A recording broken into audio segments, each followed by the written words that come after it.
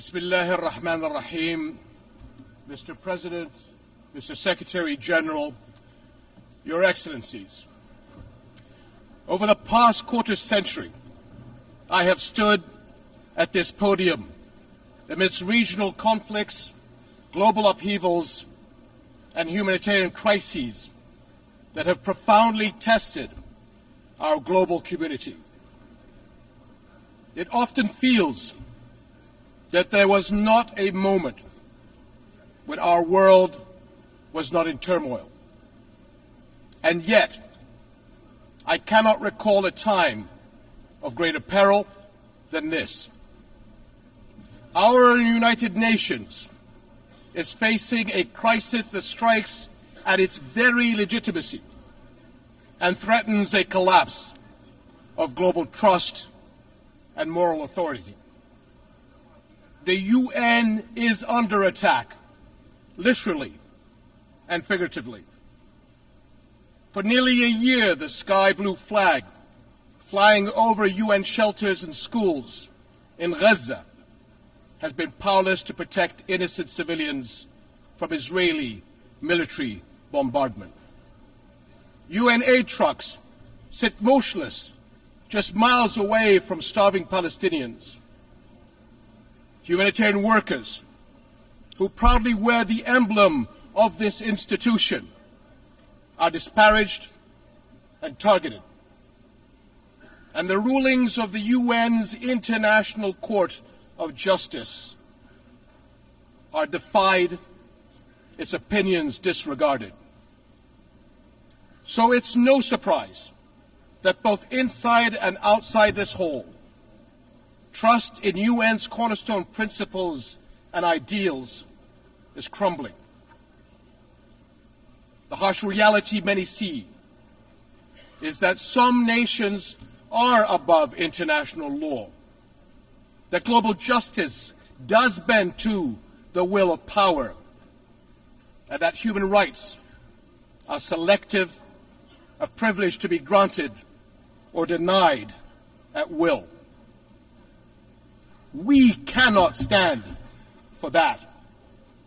And we must recognize that undermining our international institutions and global frameworks is one of the gravest threats to our global security today. Ask yourselves, if we are not nations united in the conviction that all people are equal in rights, dignity, and worth, and that all countries are equal in the eyes of the law, what kind of world does that leave us with? Your Excellencies, the attacks of October 7th on Israeli civilians last year were condemned by countries all over the world, including Jordan. But the unprecedented scale of terror unleashed on Gaza since that day is beyond any justification. The Israeli government's assault has resulted in one of the fastest death rates in recent conflicts, one of the fastest rates of starvation caused by war, the largest cohort of child amputees, and unprecedented levels of destruction. This Israeli government has killed more children, more journalists, more aid workers, and more medical personnel than any other war in recent memory. And let us not forget the attacks on the West Bank. There, since October 7th, the Israeli government has killed more than 700 Palestinians. Among them, 160 children. Palestinians held in Israeli detention centers exceed 10,700, including 400 women and 730 children. 730 children. Over 4,000 Palestinians have been forced from their homes and lands. Armed settler violence has surged, and entire villages have been displaced. And in Jerusalem, a flagrant violations of the historical and legal status quo at Muslim and Christian holy sites continue unabated under the protection and encouragement of members of the Israeli government. To be clear, this is in the West Bank, not Gaza. Almost 42,000 Palestinians have been killed since October 7th. So is it any wonder that many are questioning how can this war not be perceived as deliberately targeting the Palestinians?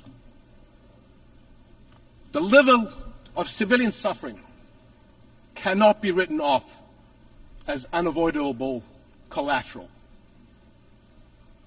I grew up a soldier in a region that is all too familiar with conflict. But there is nothing familiar about this war and the violence unleashed since October 7th. In the absence of global accountability, repeated horrors are normalized, threatening to create a future where anything is permitted, anywhere in the world. Is that what we want? Now is the time to ensure the protection of the Palestinian people. It is the moral duty of this international community to establish a protection mechanism for them across the occupied territories.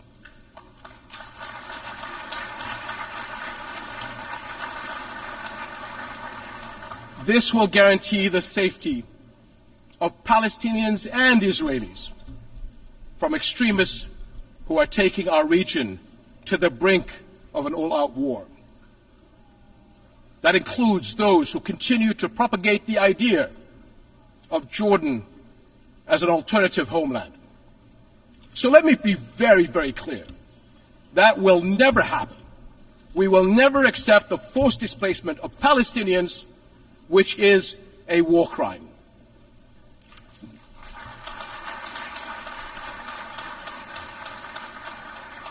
No country in the region benefits from escalation. We have seen that clearly in the dangerous developments in Lebanon over the past few days. This has to stop.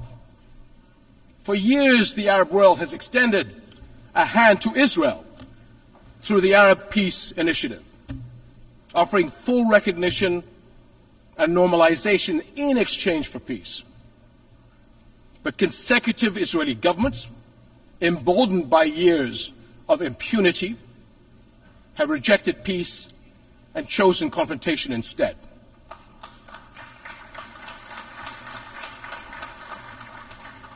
Impunity gathers force. Left unchecked, it gains momentum. Palestinians have borne more than 57 years of occupation and oppression. During this time, the Israeli government has been allowed to cross one red line after another. But now, Israel's decades-long impunity is becoming its own worst enemy, and the consequences are everywhere. The Israeli government has been accused of genocide at the ICJ. Expressions of outrage at its conduct are echoing around the world. Cities everywhere have seen mass protests, and calls for sanctions are growing louder. International frustration with Israel has long been mounting, but it has never been more exposed. For decades, Israel has projected itself as a thriving Western-style democracy in the Middle East. But the brutality of the war on Gaza has forced the world to look closer. Now many see Israel through the eyes of its victims. And the contradiction, the paradox, is too jarring. The modern advanced Israel admired from afar, and the Israel that Palestinians have experienced firsthand, simply cannot coexist. Israel will eventually be entirely one or the other. That is the choice its leaders and its people will have to make. To live by the democratic values of freedom, justice, and equality for all, or to risk further isolation and rejection. Over and over, we have watched Israel try to achieve security through military means. Each escalation is followed by a pause until the next deadlier one. And for years, the global community has taken the path of least resistance, accepting the status quo of the ongoing military occupation of Palestinians, all the while paying lip service to the two-state solution. But it has never been more evident that the current status quo is untenable. And as the International Court of Justice's advisory opinion underscored 2 months ago, it is unequivocally illegal. The Court's opinion bears a moral imperative to us all. The obligation it carries is one that our nations cannot afford to ignore for the sake of our world, as well as the future for Palestinians and Israelis alike. Because both peoples deserve to live their lives in dignity, free of violence and fear. And the only way to achieve that is a just peace, one grounded in international law, justice, equal rights, and mutual recognition. That is something we, as nations and people everywhere, can and must unite around. Your Excellencies, the world is watching, and history will judge us by the courage we show. And it is not just the future that will hold us accountable, so will the people of the here and now. They will judge whether we as the United Nations will surrender to inaction or will fight to uphold the principles that anchor this institution and our world. Right now they are asking whether we will stand by as parents watch their children waste away, as doctors watch their patients die for lack of basic medical supplies, and as more innocent lives are lost because the world failed to act. This war must end. Hostages and detainees must return home. But every day we wait is one day too long for far too many.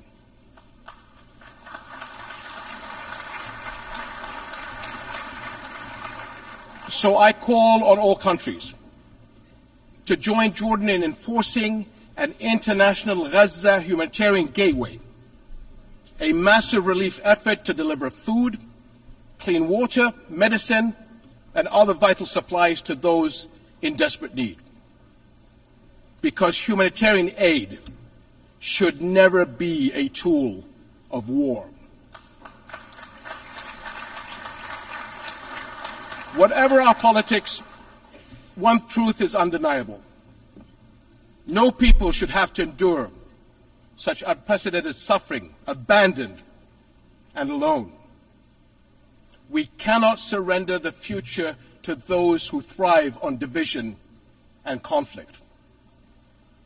I urge all nations of conscience to unite with Jordan in the critical weeks ahead on this mission. Almost a year into this war, our world has failed politically, but our humanity must not fail the people of Gaza any longer. Echoing the words of my father from 64 years ago at the 15th session of the General Assembly, I pray that this community of nations may have the courage to decide wisely and fearlessly, and will act with urgent resolve that this crisis and our conscience demand.